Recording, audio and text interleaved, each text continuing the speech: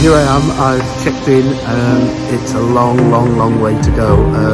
It's now Friday and I should get there on Tuesday. I'm going to miss so many things about home, and as the flight's such a long time tonight, I've got myself a little bit of light reading just so I can feel like I'm still at home and I'm not. And those of you who know me will get this, why I've chose this to read.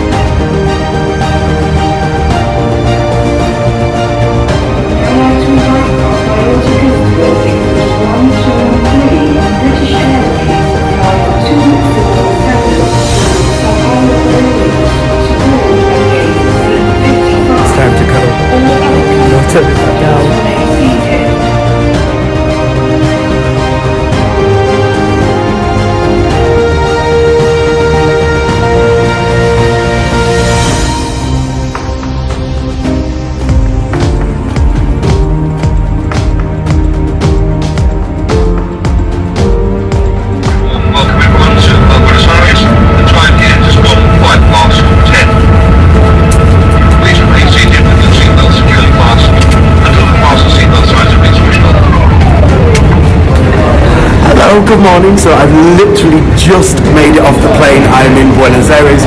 I didn't even know that we were stopping off in Brazil beforehand.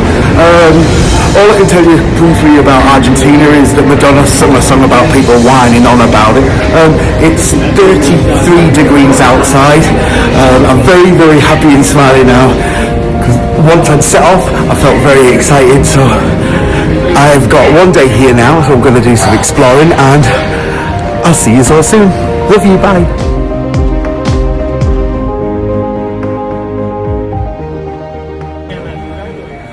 Hola from Buenos Aires or San Jose, Sao Paulo, Argentina, Brazil. I have absolutely no idea where I am. I can barely even think. It's sweltering hot. I'm sweating to pieces. We got to our hotel. Now you know how much we paid for this holiday. And rooms aren't even ready for 3 hours. So UK time they'll be ready at 6 p.m. and I think I got up about 10 a.m. on Friday morning. So the flight over was lovely. It was absolutely chock-a-block full. But I must say I won't do a review on aircraft and planes because I work on them, and I would just criticise things even though it was great. The crew were lovely, food was okay, breakfast, you know, you've just got to eat it like when your mum gave you broccoli and stuff when you were a kid and you had to hold your nose. Any flight attendant who watches this knows that breakfast service after crew rest is horrific, and I didn't really get much rest on the plane. So as the rooms aren't ready, we had to leave all our bags, our suitcase, my camera bag, everything. I wasn't allowed to bring it out, and the rep who was looking after us, she even was like, be careful. And it's 1 o'clock in the afternoon and I'm in the city centre and she's saying be careful. So I don't really know what I've got myself into here, but we're just here for one day. So I thought, well, I'm just going to pop out, and what do I do best is I said, I'll just go and have a glass of beer while I wait for the room, and I didn't know how to ask for beer, so I got this one. It's absolutely massive. I don't know how much it is. It's all in their pesos, even though the pesos crashed. I think it's 370 pesos is $1. So about, I don't know, 70p for 400 pesos. I don't even know really. But anyway, I'm going to sit and drink my 16 litres of beer, and so far what I've seen of the city, it's quite run down, which is actually what I like. You know, it's real life. It's not all just covered in labels and brands, but it is rather run down. There's quite a lot of homeless people here, which is a shame, but you get that in every country around the world. But so far, just being here, I'm very overwhelmed. Like, it took from leaving my house at 5:30 yesterday afternoon, and it's now 4 o'clock, so it's took like 23 hours. Let's say it took 22 hours to leave my front door, to get into my hotel front door. So tomorrow morning, crack of dawn, I think it's about 7-8 o'clock in the morning, we go back to the domestic airport where we're going to fly to Ushuaia, which is 3 degrees. I'm sat in 33 degrees now, so I can unpack all my winter stuff, so I've got room, because I found a Starbucks shop where I can buy a Starbucks cup. Well, that's if I can even read Starbucks after I've finished this 16 litres of beer. Love you, bye. So I'm back at the hotel, and the bellboys or bell staff, I don't know what they're called, but people who take your bags, they said, we'll take your bags up to your room for you. And I was like, okay, so I gave him $10. His face just lit up like I'd given him £1 million. So clearly the people here don't have a lot of money, right? But so this is my room, okay. 5 or 4, right?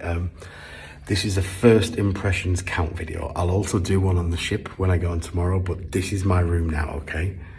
So I don't know what to do. Okay, I must add, it does smell like my old nana's house. Oh, bugger me. Oh, wow. Oh, wow, it's big. Look at the size of... Oh, he's left me a note. I love Formula One too, because I've got my Formula One hat on. Oh, bless his heart, look. I think he just wrote that because I gave him $10. He's politely folded my shirt. There's my backpack. There's my bag waiting there. Look at the size of this TV. Oh, I've got a bigger one in my room, in our house. Wow, it's very stately, like grand kind of thing. Or maybe this is like what Harry and Meg's got kicked out of at Frog March House, whatever it's called. So this is my view. Oh, wow.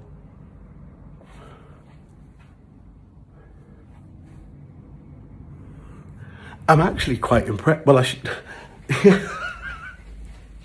In the old days when I was a flight attendant, every time we used to get to our room, we used to have to look under the beds and like open the wardrobes in case people like were going to try and kill you. So, oh, I've got a B-day. I'm not washing my ass in a B-day. Like, because I put my key in because I've literally just walked through the bathroom. It's even got a bathtub as well, which are rare in hotels these days. Wow. Well, I'm quite, yeah, quite surprised actually. I will just check to see if there's no one in the wardrobe who's gonna murder me in the night. That honestly was a thing when, like, we did long haul flight attendant, even short haul. You should do. I'm just gonna check now. You watch some. It'll be that guy who's jumping out. Yeah, there's nothing under there. It's a very big room. So, this is my room for one night. Oh, and then they gave me the good news. Pickup is at 4:30 in the morning. So I'm going to have to get up at, well, I don't know, 3 o'clock in the morning. Ooh, that's going to sting. Okay, love you, bye. It's 3 a.m. here in Buenos Aires. I certainly shouldn't have had those big bottles of beer last night, as I don't feel very pretty this morning. I've just been downstairs, had some coffee, saw all the bags getting loaded up. I think they almost work at the airport because they were throwing them bags around like they were rag dolls. So if anyone had anything valuable in there. But today's the day. Today's the day I fly down to Ushuaia in the bottom of Argentina. We've got a few hours to look around there, and then from there we get on the boat. We will be on the boat by 4 p.m, so about 13 hours, and then we set sail at 7 o'clock. Once we're on board, we have to all do like a safety demo in case we sink, and all that other stuff, and then we're going to get to look around the boat, and then we go to Antarctica.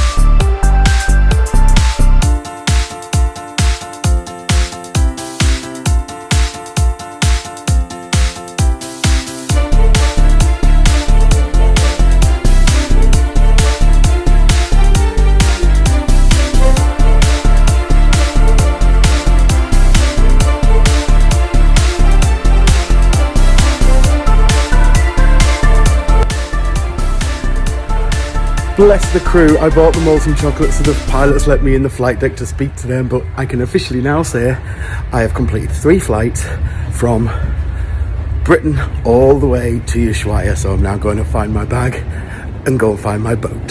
Boop boop, love you, bye. It is day number 3. I set off on Friday, it is now Sunday. I've travelled from Great Britain all the way down to Brazil, then from Brazil to Argentina to Ushuaia, which is known as the most southern city on earth, and there is my ship here, the Hurtigruten, which I'll be setting sail through Antarctica at 7 p.m. tonight. Welcome to Ushuaia, with fjords and mountains everywhere and lots of crappy gift shops. Love you, bye.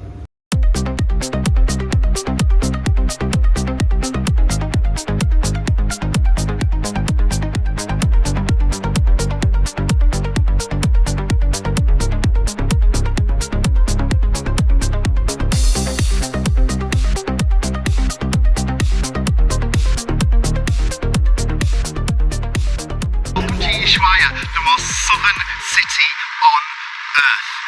It's at the very base of Argentina. The next landmass is 1,000 kilometers that way, Antarctica, which I'll be setting off to this evening. When I set off from Buenos Aires earlier this morning, it was 27 degrees, and that was at 6 o'clock in the morning. It's now 1 degree, it's raining, there's a little bit of sleet in here as well. Ushuaia is on a latitude of 54 degrees south. Now, if we were to travel north, 54 degrees north, it would take us to the Lake District in Cumbria in England. That's where I grew up. What a strange coincidence. Now, we all know that the Lake District is beautiful, but the Lake District doesn't have icebergs, glaciers, and it certainly doesn't have the Andes Mountains right on its doorstep. Welcome to Ushuaia.